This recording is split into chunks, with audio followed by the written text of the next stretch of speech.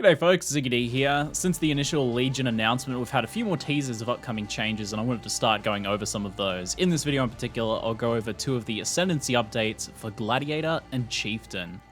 So Gladiator first, not too much has actually changed here, somewhat disappointingly. The minor nodes were rebalanced with less attack speed, but they now apply to any weapon types and not just one-handers, so that's a little more flexible, but it's relatively minor. The big new thing is that there's a new major node here called Arena Challenger, which gives a new charge type called Challenger Charges. These charges are generated in Sand Stance with the new stance mechanic by getting kills, and in Blood Stance by hitting unique bosses and rares. The other buff associated with this node is that you get 2% more attack and move speed per Challenger charge. So at the maximum of 10 charges, that's 20% more attack and movement speed. Since it's a more multiplier, that is quite powerful, so it'll definitely make Gladiator a speedy boy in combat. But I can't help but feel like I wanted a little more from this Ascendancy given the big focus on blood and sand as an archetype in this expansion. It should be pretty insane for Cyclone Clear Speed with Sand Stance and the movement speed and attack speed buffs though, for sure. I really would have liked to have seen Outmatch and Outlast get a little bit of love. Trickster, for example, was changed to give a way to generate charges on channeling, which was a fantastic improvement that improved the usability and flexibility of that node. Gladiator could have really benefited from something like Endurance and Frenzy charge generation on hit against rares and bosses, a similar sort of mechanic, and it would have made sense given his 1v1 arena combat theme as well. I'm not exactly underwhelmed by the Gladiator reveal, but I'm thoroughly whelmed, let's just say.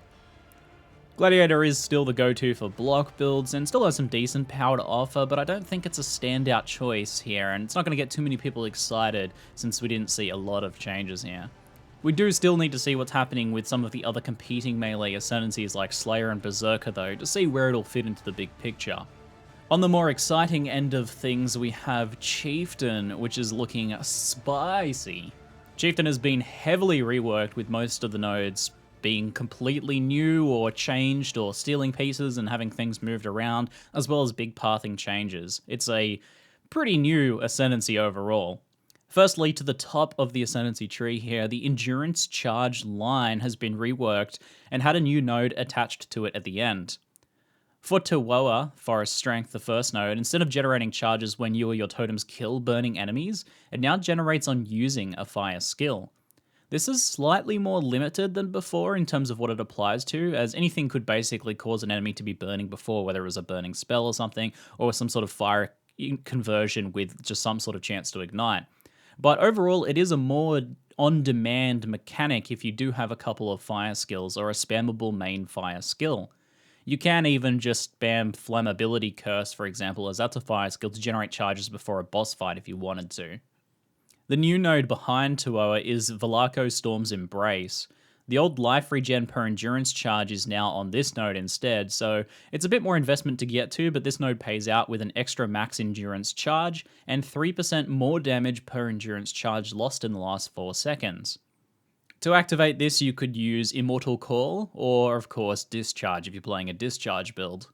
I like this node a lot overall, especially the idea of building up charges as you fight a boss and activating Immortal Call to tank and dish out some big damage.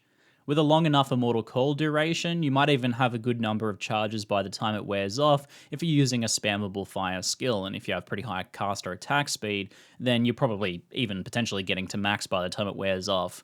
I like nodes like this that influence your gameplay quite a lot, or inform your gameplay quite a lot, because it encourages you to play in a different way to what you otherwise would. Sure, you might use Immortal Call as a defensive skill, but this makes it so that it's more of an offensive skill, and you're really going to get into the habit of potentially cycling between attacking or casting and then using Immortal Call. Moving over a little bit, Tukohama War's Herald has stolen the life leech from totems from the Hinakora node and gained new area of effect and ancestor totem buffs. This node's been changed quite a lot as it's lost the Totem Armor, the Totem Reflect mechanic, which was kind of sad because it was kind of a cool mechanic, and also the Totem Taunt effects. The Totem Taunt effect is an unfortunate loss as it was extremely strong, but also it was honestly rather problematic over time balance-wise, with the taunt often being way too strong mechanically speaking. Overall now, the node is a bit more niche to Ancestor Totems, but it's very strong at that niche. If you're using Ancestor Totems in a melee build, you will be using this node, hands down. Tassalio Cleansing Water is a mostly new standalone node that's stolen Ramako's effect since that node has been reworked. This is the node you pick if you want huge survivability, or of course if you're using Righteous Fire, it's huge for that. It gives a ton of fire resistance, which makes your gearing easier. It also gives some regen and immunity to ignites. This doesn't include Righteous Fire, as that's a burn, not an ignite. This node also gives 10% of physical damage taken as fire damage, which is a powerful defensive mechanic you may recall from things like Lightning Coil, but especially important is that this node pairs with the built-in synergy of 50% increased life recovery rate if you've taken fire damage from an enemy hit recently. This life recovery rate mechanic is exceptionally powerful if you're unfamiliar. It scales regen, flasks, and leech all extremely well. It's effectively a huge multiplier to your sustain.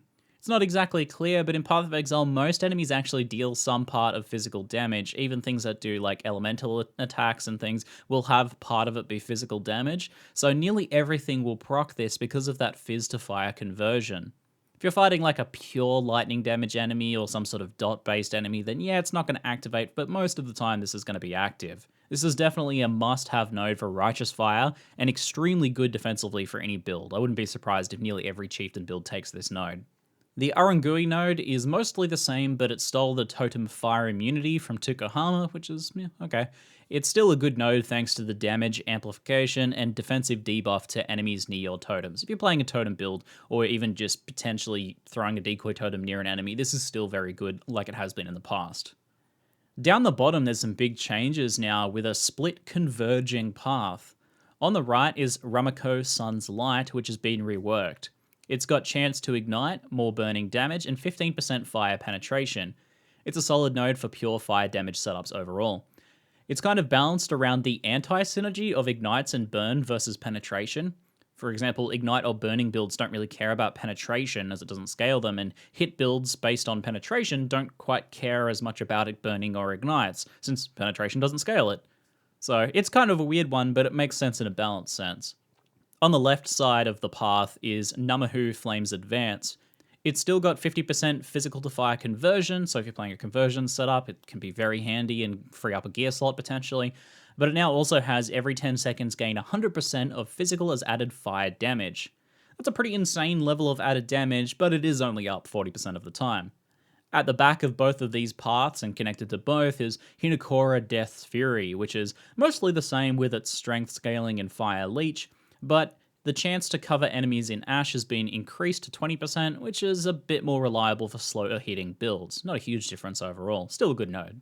For this bottom path and the way this is structured, you'll probably go right if you're playing a pure fire damage build, and then left if you're doing physical to fire conversion. That's pretty obvious, I think.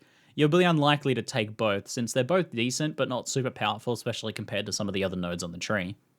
Overall, the Chieftain is a lot stronger now, but more importantly, it's a lot more flexible and nuanced, I think. You've got a combination of stuff for just about every single fire-themed damage build under the sun, with some solid subgenres of totems and endurance charges. Fire spells, fizz to fire conversion, melee fire builds, fire totem builds, ancestor totem builds, ignite discharge, and righteous fire are all builds that will be strongly considering the Chieftain. It's also got some really strong defense for all of these builds with the standalone 2-pointer Tassalio, which is just fantastic. Some things were lost, like the Totem Taunt effect, which was very strong, but overall, I think these changes make up for it. It's an extremely strong and powerfully thematic Ascendancy as well. I think overall a big win in terms of Ascendancy design, and a big win for this revamp in my mind.